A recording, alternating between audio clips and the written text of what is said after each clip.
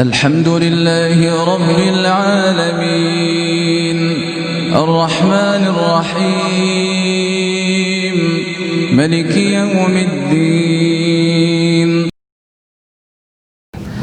Assalamualaikum warahmatullahi wabarakatuh, sahabat aku Harian TV yang dirahmati Allah Subhanahu wa Ta'ala. Segala puji bagi Allah Tuhan semesta alam, salawat berkah salam tak lupa kita sanjungkan kepada junjungan kita Nabi besar Muhammad Sallallahu Alaihi Wasallam, untuk keluarganya, sahabatnya, dan juga untuk umatnya.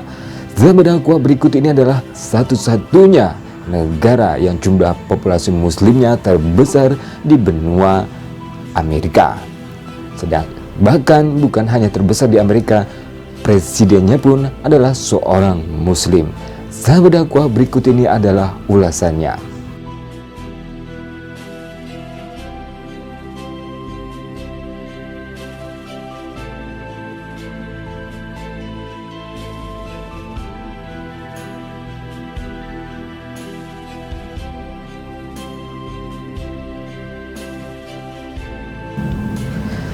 Sahabat dakwah, Trinidad dan Tobago boleh jadi bukan nama negara yang terlalu akrab di telinga bagi umat muslim di Indonesia. Negeri kepulauan penghasil minyak ini terletak jauh di kawasan Karibia sebelah timur benua Amerika. Sahabat dakwah, Pew Research Center mencatat jumlah muslim yang mendiami negara ini pada tahun 2018 mencapai kurang lebih 200.000 jiwa atau sekitar 20-25%. Mayoritas dari mereka bermukim di Pulau Trinidad, dan ini menjadikan negara ini jumlah muslimnya terbanyak di benua Amerika. Sahabat dakwah, sejarah mencatat kaum muslimin pertama yang menetap di negeri itu adalah para budak kulit hitam dari suku Mandingo atau Mandika yang berasal dari Afrika Barat.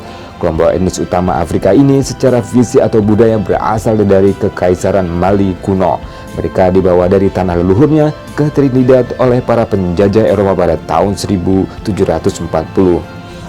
Sahabat dakwah, selanjutnya sepanjang tahun 1816 dan 1825, para pekerja muslim Afrika yang didatangkan ke Trinidad sebanyak mungkin, yaitu pada tahun 1840-an, imigran muslim dari Asia Selatan mulai berdatangan ke negara tersebut untuk bekerja sebagai buruh perkebunan tebu dan kakao milik pemerintah kolonial Inggris. Dari tahun ke tahun, jumlah pekerja muslim ini terus meningkat hingga akhirnya membentuk komunitas sendiri di negeri tersebut.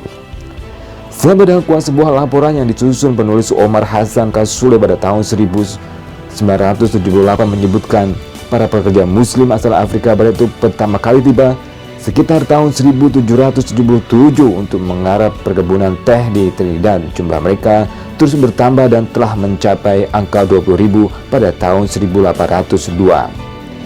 Di negeri perantau ini, kaum muslimin Mandingo terus berusaha menjadi identitas keislamannya di bawah pimpinan seorang tokoh bernama Muhammad Bet.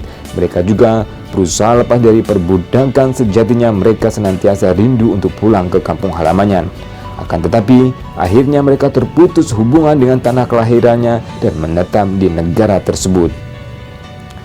Sahabat dakwah, orang-orang Asia Selatan yang datang belakangan pertama kali tiba pada perayaan ulang tahun Trinidad pada tahun 1845 menggunakan kapal Fatal Rezek yang berlabuh di Port of Spain, ibu kota Trinidad. Mereka datang bersama dengan para pekerja lainnya yang beragama Hindu dari Uttar Pradesh, India, dengan jumlah keseluruhan mencapai 225 orang. Hidup sebagai pekerja bukanlah kondisi yang menyenangkan, melainkan menyengsarakan. Sahabat dakwah, kendati hidup sengsara, para pekerja muslim tetap mempertahankan Islam mereka. Islam mereka jalankan dengan penuh kesetiaan dan penyerahan diri atas kehendak dari Allah Subhanahu wa Ta'ala.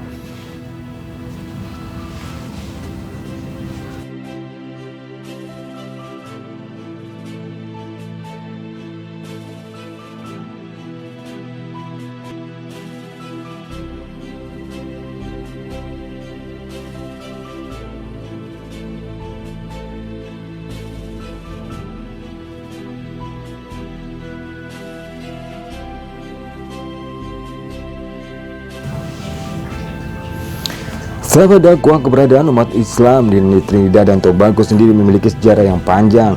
Menurut catatan, kaum muslim pertama yang menetap di negeri itu adalah para pekerja kulit hitam dari Afrika. Sahabat dakwah, selama beberapa dekade terakhir umat muslim di Trinidad telah membuat kemajuan di berbagai bidang, termasuk bidang keagamaan. Tidak sedikit dari mereka memiliki profesi sebagai dokter, pengacara, guru, insinyur, ahli kimia, pengusaha, pedagang, bahkan politikus. Bahkan pada tahun 2017, presiden dari negara tersebut adalah seorang muslim pertama yang menjadi presiden di negara tersebut. Perkembangan Islam hari ini di negara tersebut tidak lepas dari peran masyarakat muslim dari belahan dunia lainnya, antara lain dari India, Pakistan, Indonesia, Uni Emirat Arab, Mesir, dan Arab Saudi, yang telah membantu menghidupkan kembali kesadaran umat Islam di Karibia selama 130 tahun terakhir. Beberapa siswa muslim di negara tersebut ada pula yang dikirim ke pusat-pusat studi Islam di Uni Emirat Arab, Pakistan, dan Arab Saudi. Harapannya mereka kelak dapat kembali ke tanah airnya sebagai dai yang terlatih untuk menyebarkan agama Islam di negara tersebut. Beberapa tokoh muslim terus memainkan peranan penting di pemerintahan dan parlemen Trinidad dan Tobago. Satu di antara adalah Mr. Model Donna Farnig Davison, yang setempat menjadi perhatian dunia karena merupakan muslim mu'alaf pertama yang menduduki jabatan menteri dalam negeri Trinidad dan Tobago. Perempuan itu mengikrarkan 2 kalimat syahadat pada tahun 1975.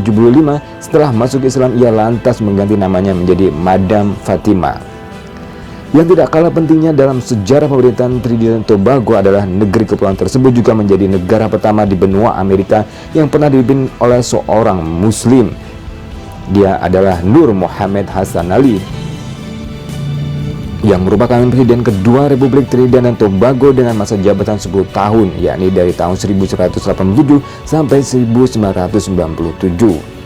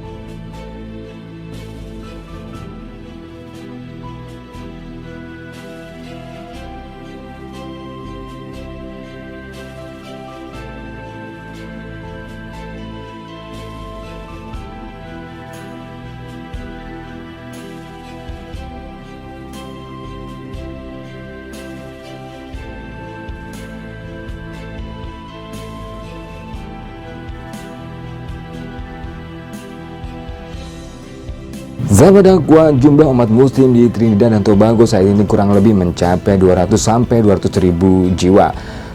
Jumlah mu'alaf terus meningkat karena dakwah terus disiarkan di pelosok-pelosok negeri tersebut, dan komunitas-komunitas muslim selalu melakukan kegiatan-kegiatan sosial untuk membantu dan menolong orang lain. Sahabat dakwah, itu saja informasi hari ini, semoga bermanfaat juga menambah wawasan pengetahuan kita tentang dunia dan khazanah Islam. Jangan lupa untuk share, like, and subscribe YouTube Dakwah Harian TV.